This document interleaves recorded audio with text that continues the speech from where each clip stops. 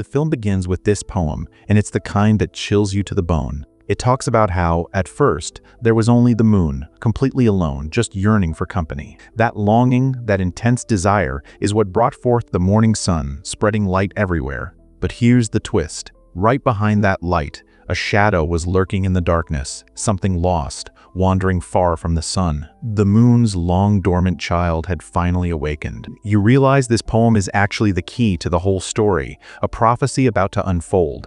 Then the scene snaps to a small, secluded village. Inside a house, we meet Magpie, sitting at the dinner table with her two sons. The tension is thick because she's not planning a holiday, she's planning a murder. Her oldest son, David, is adopted, and the younger one is her biological child. Her husband walks in, and Magpie has already spiked his tea. He drinks it down, unsuspecting. Later, as they're out in the forest to cut wood, he suddenly feels terribly weak. The poison is working. Meanwhile, we're introduced to Magpie's father, the village pastor, who is absolutely lecturing the entire community. This isn't just a village, it's a tight-knit, deeply religious community, and the pastor tells them they are God's chosen, meant to serve their faith. Back in the woods, Magpie is trying to kill her husband. She places his hand on a thick, round log, ready to bring the axe down, but she freezes. She doesn't have the nerve. So, she downs some alcohol, steels herself, and with a sickening thud, she cuts off his hand. The second he dies, it happens. She sees a creature with white eyes and two massive horns. The film cuts back to the pastor mid-sermon. Just then, a literal magpie bird appears among the crowd, covered in blood. Everyone, the villagers, the pastor, everyone is absolutely terrified.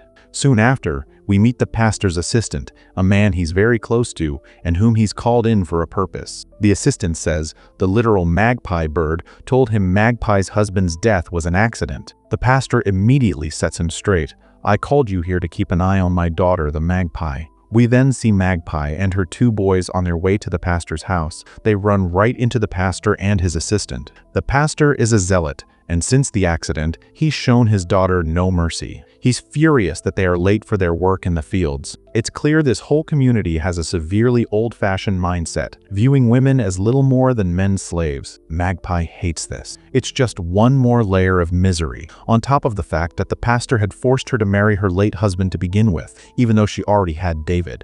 Magpie's younger son tries to explain they were late because they were talking about birds, but David interjects.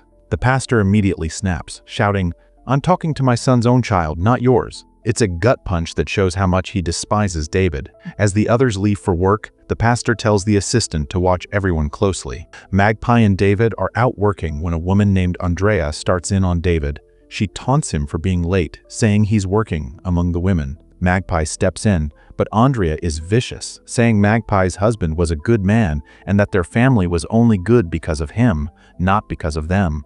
Magpie absolutely erupts. She shoots back. "If you care so much, where were you when my husband was beating his own son David, nearly to death?" This reveals the ugly truth. The husband was a monster, not a good man at all, and it completely justifies why Magpie wanted him dead. Her forced marriage was the final straw. The two women are locked in a heated argument when something terrifying happens. Andrea's daughter starts having a violent seizure, shaking uncontrollably. Andrea instantly blames Magpie, screaming that she must have done something to her daughter. Magpie, wanting no part of this trouble, tries to leave with her son, but Andrea and her husband corner her. Andrea's husband threatens Magpie, telling her to stay away because they believe she is a witch who cast a spell on their daughter. He sneers, "You can drive everyone crazy, but not me. I know your husband's death wasn't an accident, you killed him."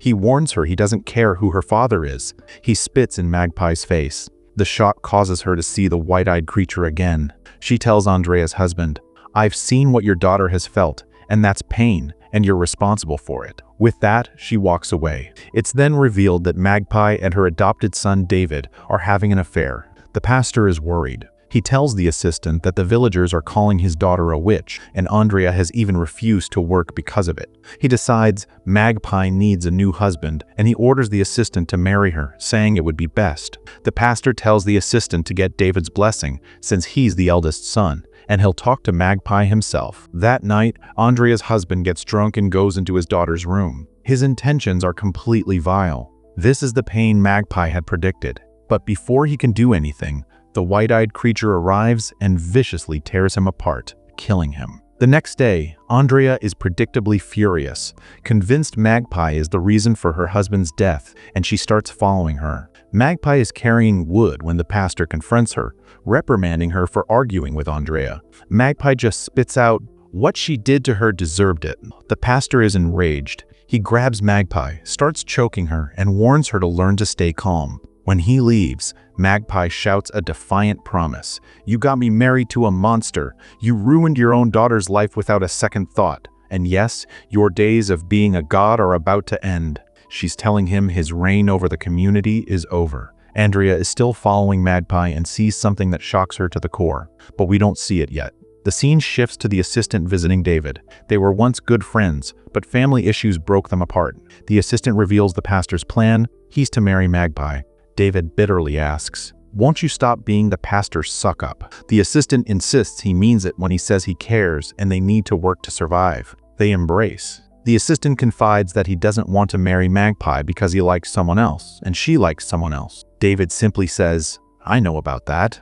Then, David starts applying a thick, black liquid to the assistant's neck. Later that night, the assistant is with Magpie and David. Magpie is also helping to apply the paint to his body. In front of him is the creature. It's clear that Magpie and David already know this monster. Magpie asks the assistant, "Do you want to live your whole life in lies?" She is clearly trying to turn him against the pastor.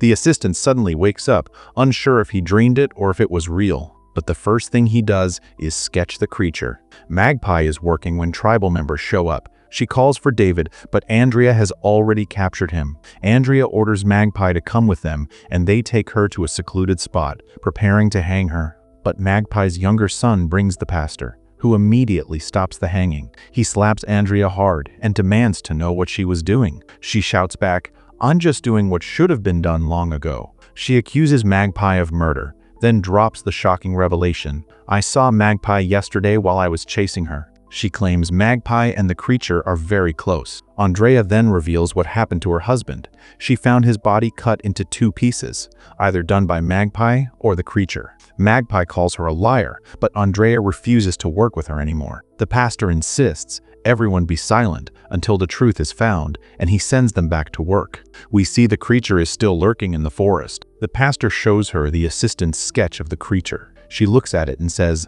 "I have to go to her," then laughs again. The pastor locks her alone in the room.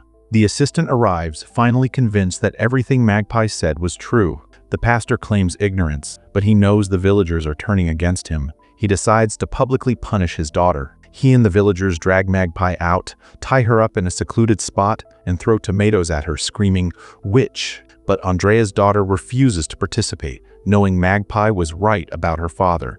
The pastor arrives and everything goes silent. He prays, promising God he will punish Magpie, his daughter who has fallen for Satan's tricks. He declares that she and David are agents of Satan and that Magpie killed Andrea's husband. He then tells the villagers to leave her there and God himself will punish her. On the other side of the village, the black liquid is rapidly oozing from the creature, slowly covering the entire village. This is the darkness spreading, signifying that the community's actions, their blindness, their cruelty, their outdated beliefs have made them utterly evil. The darkness has completely corrupted their minds. Andrea approaches her daughter and says, "It's a good thing that you did it. What happened to your father was deserved." She knew his evil intentions for her own child. The assistant goes to David, who is imprisoned, and lies, saying Magpie is waiting for him in the forest and sent him to fetch him. David goes with him, but in the forest, he realizes the assistant has betrayed him. It was all the pastor's plan to learn about the creature. David falls under the creature's control and laughs maniacally. Andrea is there too, and the pastor asks her where she saw the creature. David scoffs, "You could never kill her." The pastor proves him wrong by immediately killing Andrea and then killing David. He had figured out the affair, and he killed Andrea because she was inciting the villagers against him, and David because he was now controlled by the creature. The pastor instructs the assistant to tell the villagers that the creature killed Andrea, and the assistant killed David in self-defense after David attacked them. As they are leaving, the assistant catches a final glimpse of the creature. It turns out the pastor was taking care of Magpie and had imprisoned her to keep her safe, and he truly cared for her. When Magpie wakes up, she is still in the room, but she sees David, wounded and begging for help. He's dead, but his image wants to show her something.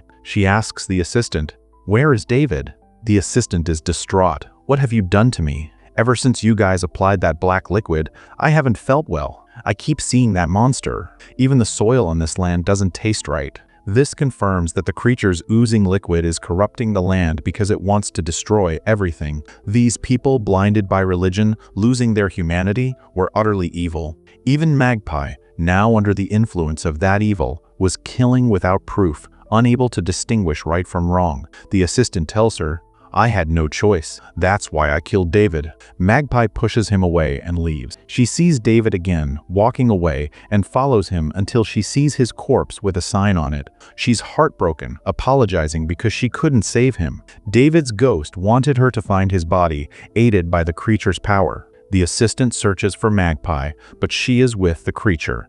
The creature, now completely filled with the black liquid, finds the assistant and slits his throat, killing him. The pastor witnesses it all. He has no choice now. He tries to pin Magpie down and beat her, but then the creature kills the pastor himself. Magpie laughs. This is the final verdict. The pastor, too, was an abusive, oppressive monster. All the evil and oppression in the village, the darkness, is what gave birth to the creature. The creature kills all who do evil, including those Magpie and David had joined forces with. The story ends with the repeating of the opening poem, but now we understand the meaning. The moon was Magpie, alone and suffering under her father, whose outdated thinking oppressed all women. The village's evil was the darkness that permeated the community. The son Magpie longed for was David, the man she truly loved.